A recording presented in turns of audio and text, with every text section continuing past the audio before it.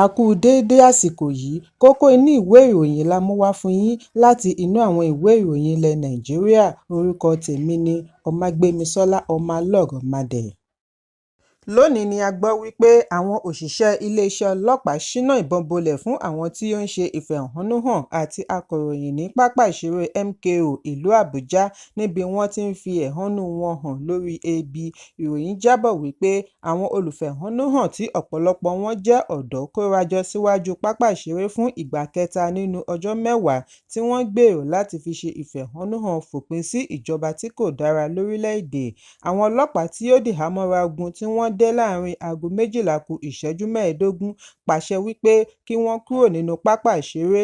Kíkọ̀ tí àwọn wọ̀nyí kọ̀ láti gbọ́rọ̀ sí wọn lẹ́nu ni wọ́n fi ṣínà ìbọn bolẹ̀ sí àwọn olùfẹ̀hónúhàn pẹ̀lú àwọn akọ̀ròyìn kúrò nínú pápá ìṣeré MKO.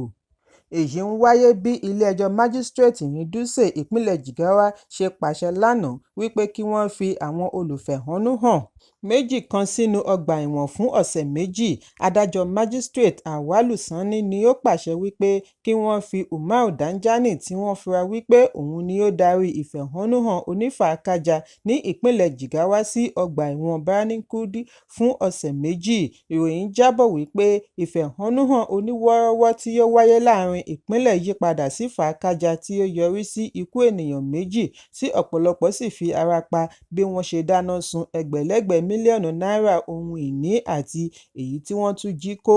Bákan náà ni ikọ̀ ọlọ́pàá fi ọwọ́ ṣìkún òfin mú olùfẹ̀hónúhàn 72 tí wọ́n sọ ìfẹ̀hónúhàn di fàákájà ní ìjọba ìbílẹ̀ Dutse, Kiyawa, Kazare àti Baburo bí wọ́n ṣe rí àpò ajílẹ̀ 51, ẹ̀wọ̀n apẹ̀fọn 15 àti àwọn nǹkan mìíràn gbà padà ní ọwọ́ wọn.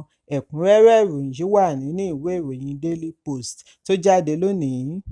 Ọ̀kan lára àwọn ọmọ ọ̀dọ̀ Aribemchukwu tí í ṣe ọmọ adájọ́ Rita Ofili Ajumogobia tí wọ́n ṣekúpa ti jẹ́wọ́ wípé òun lọ́wọ́ nínú ìṣekúpa ọ̀gá wọn. Ìwádìí sọ ọ́ di mímọ̀ wípé olóògbé tí gbogbo ènìyàn mọ̀ sí Chuchu di olóògbé ní àyíká ilé rẹ̀ tí ó wà ní Parkview Estate, Ìkòyí, ìpínlẹ̀ Èkó. Ọ̀kan lára ẹbí olóògbé tí kò fẹ́ dárúkọ ara rẹ̀ sọ fún akọ̀ròyìn wípé alẹ́ ọjọ́ Ìṣẹ́gun ni wọ́n ti ṣekú pa Chuchu kí wọ́n tó wá ṣe àwárí òkú rẹ̀ ní ẹnu ibodè àbáwọlé ilé rẹ̀ lówùúrọ̀ ọjọ́ kejì. Lẹ́yìn èyí ni wọ́n fi ọwọ́ ṣìkún òfin mú àwọn òṣìṣẹ́ inú ilé rẹ̀.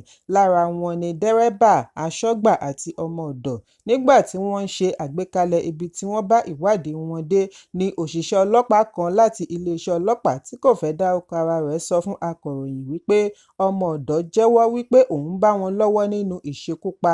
Ó ní inú yàrá ni wọ́n ti ṣekúpa olóògbé kí wọ́n tó wọ́ òkú rẹ̀ sí ìta níbi tí wọ́n já a jùlẹ̀ sí. Wọ́n gbìyànjú àti nu ẹ̀jẹ̀ tí ó ṣe sílẹ̀ ṣùgbọ́n àpá rẹ̀ pàpà farahàn nítorí alẹ́ ni wọ́n ṣe iṣẹ́ aburú yìí. Afurasí yìí jẹ́wọ́ wípé lójú ẹsẹ̀ tí àwọn pa ọ̀gá wọn ni àwọn kó àwọn nǹkan tí ó ṣe iyebíye nínú ilé. Wọ́n ní ọmọ ọ̀dọ̀ kò sẹ́ ohun tí ó ṣẹlẹ̀ bí ó ti sọ wípé àwa la ṣe we do am na we do am níbi àpatẹnujẹ́wọ́. Gbogbo ohun tí ó sì sọ ni ó ṣe rẹ́gí pẹ̀lú ẹ̀rí tí ó wà nílẹ̀. Ẹ̀kúnrẹ́rẹ́ ìròyìn yìí wà nínú ìwé ìròyìn Punch tó jáde lónìí. Gómìnà ìpínlẹ̀ Èkó Babájídé Sanwó-Olú ti ké sí ará ìlú kí wọ́n má tẹ́tí sí ọ̀rọ̀ tó ń lọ lórí ẹ̀rọ abánidọ́rẹ̀ẹ́ wípé kí ará ẹkùn gúúsù fi ìpínlẹ̀ Èkó sílẹ̀ láàrin oṣù kan. Gẹ́gẹ́ bí ìròyìn náà ṣe jẹ jáde, wọ́n ní kí gbogbo ọmọ ilẹ̀ Ìgbò fi ìpínlẹ̀ Èkó sílẹ̀ tàbí fi ojú winá ìfẹ̀hónúhàn tí ó ní agbára bẹ̀rẹ̀ láti 20 sí 30 oṣù kẹjọ ọdún 2024. Nígbà tí ó ń fèsì, Sanwó-Olú ní ìjọba ìpínlẹ̀ Èkó kò ní ọwọ́ nínú ìfẹ̀hónúhàn tí wọ́n ń gbèrò rẹ̀. Ó ní wọ́n kàn fẹ́ mọ̀ọ́mọ̀ fi èyí wá ìjà lẹ́yàmẹyà láàrin ẹ̀yà méjèèjì. Bí ó ti sọ wípé ìpínlẹ̀ Èkó yóò túbọ̀ fi ààyè gba gbogbo ọmọ orílẹ̀-èdè Nàìjíríà láì wo ti ẹ̀yà. Ó wá rọ gbogbo olùgbé ìpínlẹ̀ Èkó kí wọ́n má fi ààyè gba ẹnikẹ́ni tàbí ẹgbẹ́kẹ́gbẹ́ láti dá ìfòyà sílẹ̀ ní ìpínlẹ̀ Èkó. Bákan náà ni ó rọ àwọn agbófinró kí wọ́n ṣe ìwádìí àwọn tí ó wà nídìí ọ̀rọ̀ yìí kí wọ́n sì fi wọ́n jófin. Ẹ̀kúnrẹ́rẹ́ ìròyìn yìí wà nínú ìwé ìròyìn The Nation tó jáde lónìí. Àwọn èrè oko kan tó máa ń tètè bàjẹ́ tí a mọ̀ sí perishable food ni a gbọ́ wípé wọ́n ti ń tà lẹ́dínwó ìlàjì owó tí wọ́n ń tà tẹ́lẹ̀ láàrin ìfẹ̀hónúhàn tó ń lọ lọ́wọ́. Iléeṣẹ́ ìròyìn NAN jábọ̀ wípé àwọn oníṣòwò ní ọjà ilé-epo ní agbègbè Àlímọ̀ṣọ́ sí Agége ní ìpínlẹ̀ Èkó fìdí ọ̀rọ̀ yìí múlẹ̀ fún akọ̀ròyìn lánàá. Oníṣòwò tòmátò ní ilé-epo Ọ̀gbẹ́ni Rabiu Aliyu ní ọ̀pọ̀lọpọ̀ àwọn oúnjẹ tí ó máa ń tètè bàjẹ́ bíi tòmátò, ṣọ̀mbọ̀, ata rodo ni wọ́n ti ṣe àdínkù sí owó wọn kí wọ́n má bàa jẹ gbèsè púpọ̀ nítorí ìfẹ̀hónúhàn kò jẹ́ kí wọ́n rí oníbàárà bíi tàtijọ́.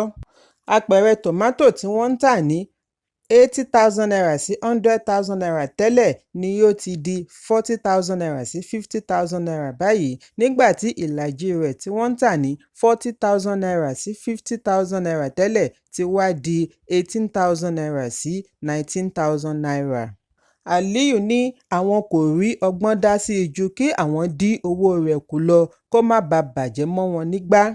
Pàápàá jùlọ, ọ̀pọ̀ ni kò ní owó lọ́wọ́ láti ra oúnjẹ sílé. Bí ó ti rọ ìjọba kí wọ́n tètè dáhùn ìbéèrè àwọn tí ó ń ṣe ìfẹ̀hónúhàn kí ohun gbogbo lè padà sí ti àtijọ́. Ẹ̀kúnrẹ́rẹ́ ìròyìn yìí wà nínú ìwé ìròyìn The Guardian tó jáde lónìí.